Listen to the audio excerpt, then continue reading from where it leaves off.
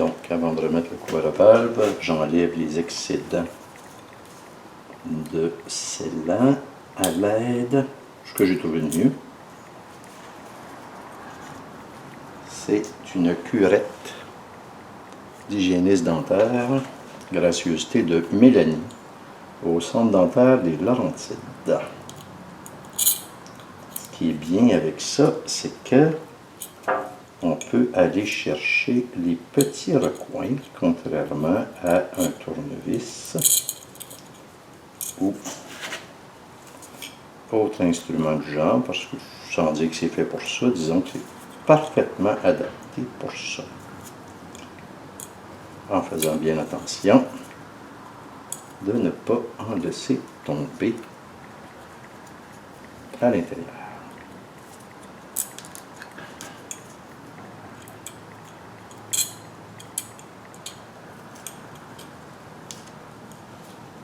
Et voilà.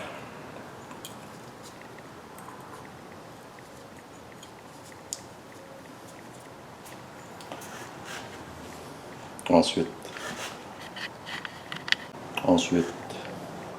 un petit coup d'acétone, un peu de scellant, surtout sur les jonctions, ici, ici, ici et ici. Et on ferme le couvert de valve avec un couple de serrage de 6.4. Ils sont abonnés à 6.4 Nm chez Subaru. Bon, honnêtement, que ce soit entre 6 et 8, là, je pense pas que ça change grand-chose. C'est parti. Donc, aujourd'hui, 24 juin, fête nationale, on ne peut pas dire la canicule, mais sous une température très estivale de 30 degrés. Aujourd'hui, ben là, ça commence à être des étapes plus simples de remontage pur. La surface pour le couvert de valve est nettoyée. J'ai rajouté les petites suces au-dessus des bougies, des trous de bougies. J'ai donné un petit coup de peinture avec un coup de brosse d'acier sur toutes les bottes. Et le couvert de valve est bien nettoyé avec son nouveau gasket qui est installé. Donc, la première chose à faire, ça va être tout simplement de rajouter du scellant. Le manuel de service demande de rajouter du scellant ici et ici. Et ensuite, ben, on met les 8 bottes, toujours dans une façon croisée pour être sûr que le tout siège bien. OK, je m'y mets.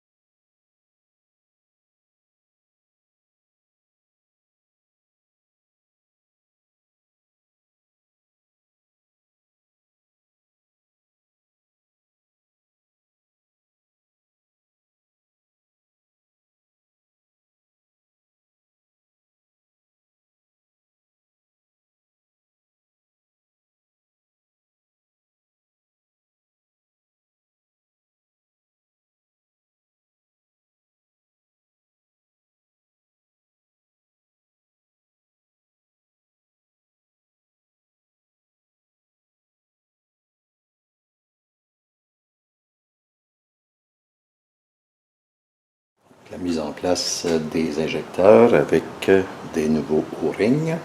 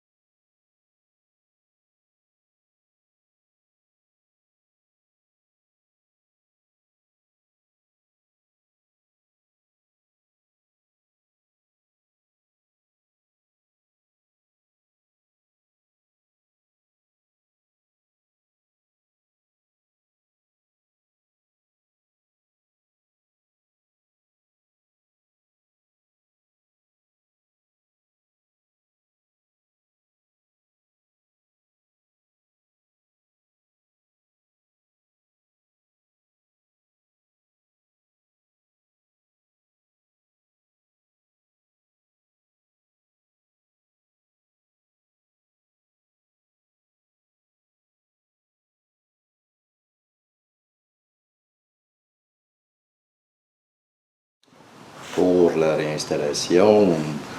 Il appelle ça le tumble. Je le traduirais par le tourbillon. Juste avant, on a ces espèces de petites lamelles là.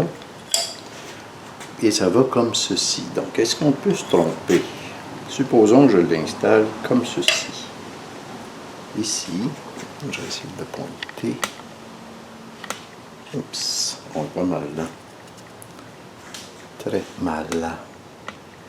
Je vais essayer de mettre de l'autre côté. Donc, si je me trompe, que se produit-il? Ici, on se produit que du côté droit. En fait, les deux côtés ne sont pas égaux. Et dans la tête, effectivement, il y en a un qui descend plus profondément que l'autre. Une espèce de glissière ici. Donc, on ne peut pas se tromper. Comme ceci.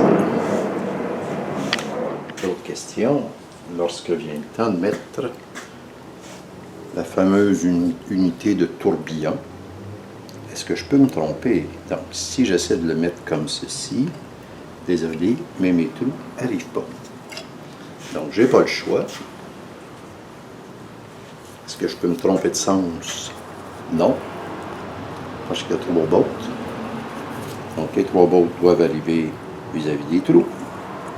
Et donc, on n'a pas le choix, c'est ceci. Sans oublier le gasket. Et le couple de serrage va être à 25 Nm. On y va.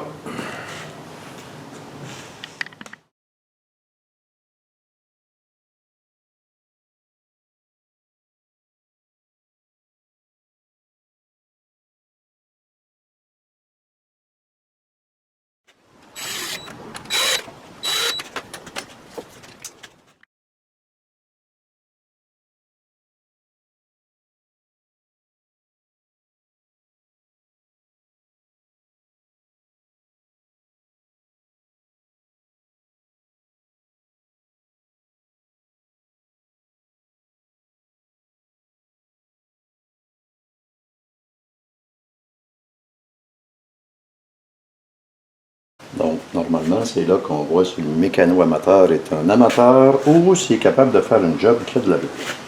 Donc, ce que j'ai avec ce bout de plastique-là, je l'ai inséré dans le cylindre numéro 1. Je suis sur la tête de droite. Je l'ai inséré dans le cylindre numéro 1. J'ai trouvé le point mort haut. Et forcément, le cylindre numéro 3 est au point mort bas. En déplaçant, le broquet. Donc, la prochaine étape, ça va être d'aller vérifier si j'ai du coulage avec le même petit machin qu'on avait utilisé initialement.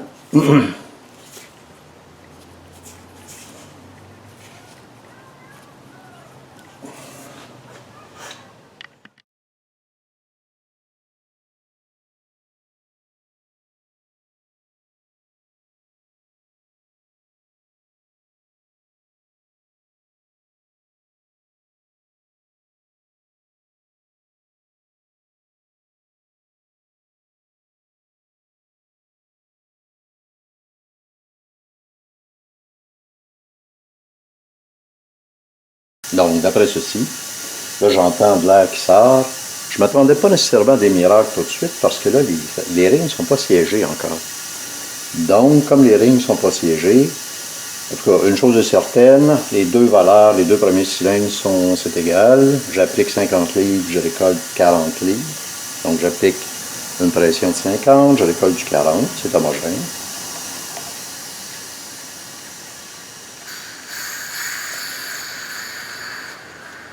Maintenant, je vais aller tester l'autre côté. D'après moi, l'autre côté va être absolument identique. Mais, chose est certaine, la vie commence à être drôlement belle. OK.